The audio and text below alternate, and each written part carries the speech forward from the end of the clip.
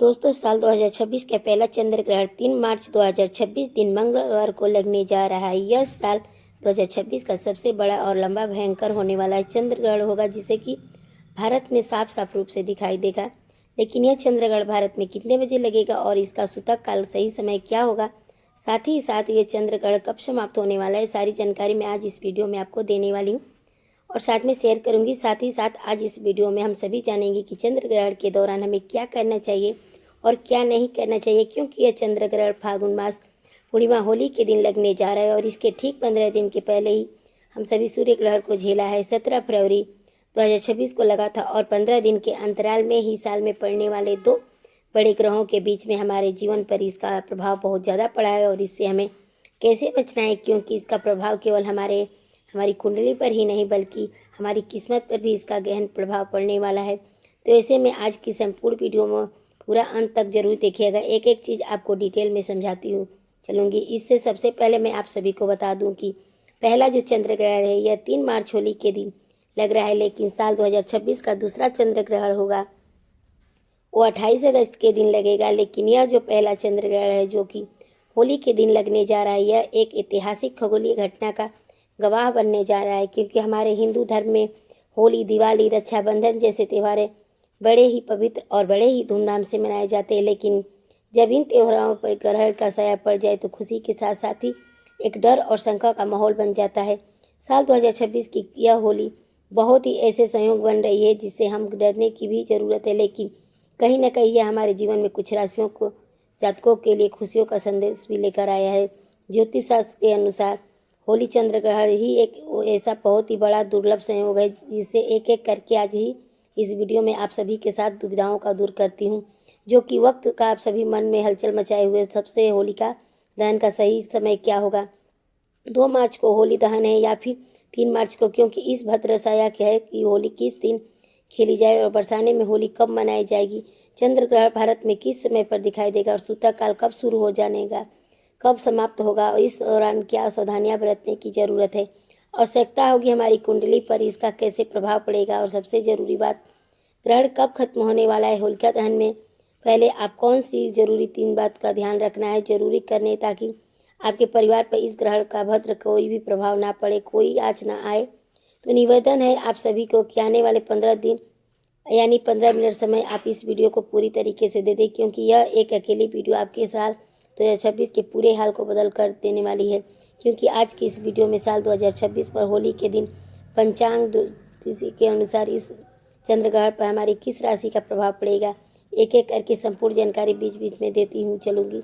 चलिए सबसे पहले बात कर लेते हैं उस कंफ्यूजन की, उस उलझन की जिसकी वजह से हमारी तिथियों को लेकर मन में बड़ा अंतराल अजमानसा खड़ा हुआ है। देखिए, हिंदू पंचांग के अनुसार बात करूं तो होली का त्यौहार फाल्गुन पूर्णिमा के दिन मनाया जाता है। इस बार साल 2026 फाल्गुन पूर्णिमा की जो तिथि है वो 2 मार्च की शाम से प्रारंभ हो जाएगी, 3 मार्च की शाम को खत्म होगी और यही से ही सारी परेशानी शुरू होती है। देखिए, आमतौर पर जिस दिन पूर्णिमा की शाम होती है उसी दिन हम होलिका दहन करते हैं, लेकिन साल 2026 में 3 मार्च की शाम को यानी कि पूर्णिमा की शाम के समय में आसमान में चंद्र ग्रहण लगेगा, एक पूर्ण चंद्र ग्रहण होगा। हमारे शास्त्र कहते हैं कि ग्रहण काल में कोई भी शुभ या मांगलिक कार्य, पूजा या अग्नि प्रज्वलित करना सख्त मना होता है। ग्रहण के समय किया गया होलिका दहन शुभ फल प्रदान नहीं करता है बल्कि दोष पैदा करता है। फिर होलिका दहन कब किया जाए, तो देखिए, ज्योतिषी पंचांग के अनुसार, जानकारों के अनुसार इसका सटीक हल निकलता है कि 3 मार्च की शाम को ग्रहण है और 2 मार्च की शाम होते ही भद्र भी लग जाएगी। आप सभी जानते हैं कि भद्र काल के दौरान होलिका दहन या कोई भी शुभ कार्य करना विनाश काले विपरीत बुद्धि जैसा माना जाता है। भद्र में किया गया होलिका दहन परिवार, समाज और हमारे देश हर चीज के लिए अशुभ माना जाता है, इसलिए हमें भद्र खत्म होने का इंतजार करना पड़ेगा। तो आप सभी ग्रहण काल समाप्त होने के बाद होलिका दहन करें या फिर 2 मार्च की रात के समय में देर रात आप होलिका दहन कर सकते हैं जब भद्र खत्म हो जाएगा। तो चलिए अब बात करते हैं उस सबसे बड़ी खगोलीय घटना के बारे में जिसे लेकर हर कोई डरा हुआ है, और होगा क्यों नहीं। इसका मतलब चंद्रमा पूरी तरह से पृथ्वी की छाया में आ जाएगा और लाल रंग में दिखाई देगा, जिसे कि ब्लड मून भी कहा जाता है। और यह ग्रहण भारत में बिल्कुल ही स्पष्ट रूप से दिखाई देगा। भारत के अधिकांश हिस्सों में इसे स्पष्ट रूप से देखा जा सकता है। यह चंद्र ग्रहण एक खगोलीय चंद्र ग्रहण होगा गस्तोदय का मतलब होता है जब शाम के समय भारत में चंद्रमा उग जाएंगे, उस समय यह ग्रहण गस्त रूप से नजर आएगा, यानी कि चंद्रमा साफ सुथरा नहीं बल्कि कटा हुआ या फिर छाया हुआ, ढका हुआ, उगता हुआ दिखाई देगा। और अब बात कर लेते हैं इसकी सही टाइमिंग क्या है। देखिए, भारतीय समय के अनुसार बात कर ले तो ग्रहण 3 मार्च को दोपहर के बाद से ही शुरू हो जाएगा, लेकिन चूंकि यह दिन इसका महत्व शाम से ही शुरू होगा। यह चंद्र ग्रहण दोपहर 3:20 से शुरू होगा और शाम 6:47 पर समाप्त हो जाएगा। लेकिन भारत में चंद्रोदय का समय अलग अलग शहरों में अलग अलग समय पर होता है, यानी कि लगभग 6 बजे से लेकर 6:30 बजे के बीच होता है। तो जैसे ही शाम लगभग 6:20 पर आसमान पूर्व दिशा में चांद निकलेगा, ग्रहण शुरू हो चुका होगा, लेकिन यह ग्रहण शाम 6:47 पर समाप्त होगा, यानी कि इसका मोक्ष काल समाप्त 7 बजे से पहले ही हो चुका होगा। भले ही यह ग्रहण भारत में शाम में केवल 20 से 25 मिनट के लिए ही दिखाई देगा, लेकिन शास्त्रों के अनुसार अगर यह ग्रहण आपके शहर में दिखाई दे रहा है तो इसका सूतक काल भी पूरी तरह से मान्य होगा।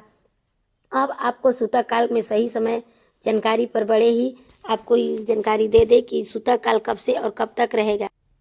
तो देखिए, हमें जानकारी बड़े ही ध्यान से सुनिएगा। देखिए, जब भी चंद्र ग्रहण लगता है तो सूतक काल पूरे 12 घंटे पहले ही प्रारंभ हो जाता है। तो ऐसे में 3 मार्च को सुबह ही सूतक काल के नियम लागू हो जाएंगे, क्योंकि यह सूतक काल सुबह 6:20 से ही शुरू हो जाएगा और यह सूतक काल ग्रहण काल की समाप्ति के साथ ही यानी कि शाम 6:30 बजे यानी कि 6:47 पर समाप्त होगा। सूतक काल का शुभ समय माना गया है और इस दौरान वातावरण में नकारात्मक ऊर्जा बहुत ज़्यादा हावी होती है, प्रभावी होती है। तो इस दौरान हमें बहुत ही कुछ ऐसे कार्य जिन्हें नहीं करने चाहिए और बचना भी चाहिए। तो वीडियो को पूरा जरूर देखें और इस वीडियो को शेयर भी कर लीजिए ताकि चंद्र ग्रहण के दौरान आप फिर से इस वीडियो को देख सकें।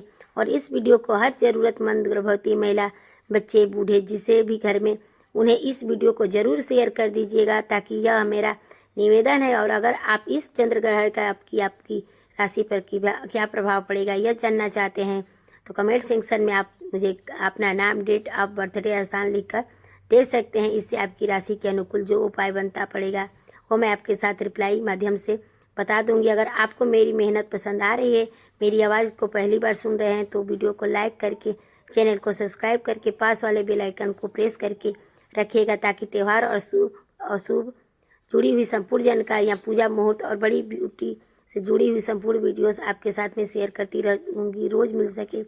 तो देखिए, सबसे पहली बात, इस दौरान पूजा पाठ करना बिल्कुल भी वर्जित होता है। जब भी ग्रहण लगता है तो देखिए 3 मार्च की सुबह लगभग 6:20 से पहले ही आप सभी को अपने घर में पूजा पाठ इत्यादि निपटा लीजिएगा और इसके बाद घर के मंदिर को जो कपाट है उन्हें बंद कर दीजिएगा या फिर पर्दा डाल दीजिएगा। भगवान की मूर्तियों को स्पर्श करना पूरी तरीके से इस दौरान वर्जित होता है।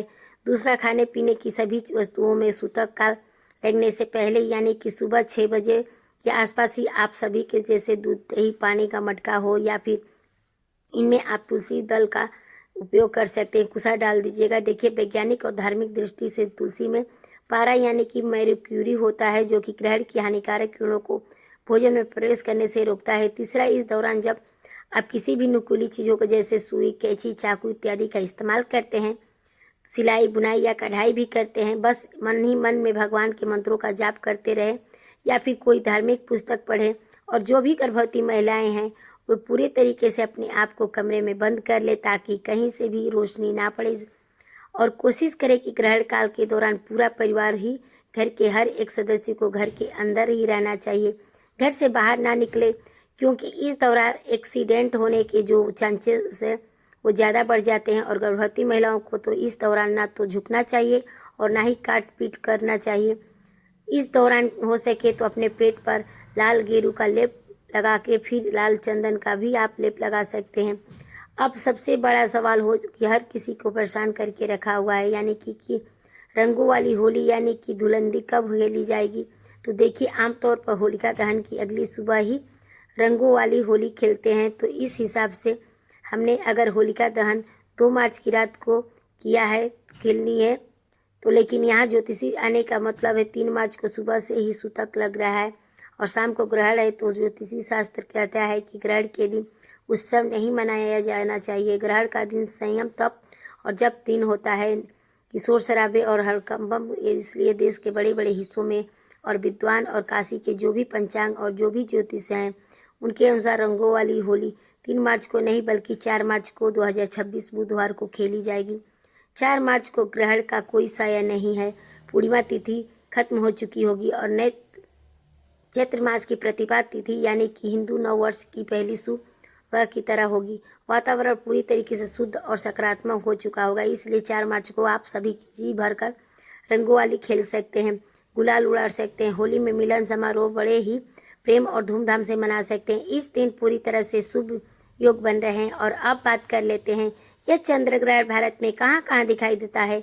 तो देखिए, भारत में कोलकाता, ईटानगर, आइजोल, गुवाहाटी, असम, मणिपुर में यह नज़ारा बहुत ही अच्छे तरीके से देखा जा सकेगा।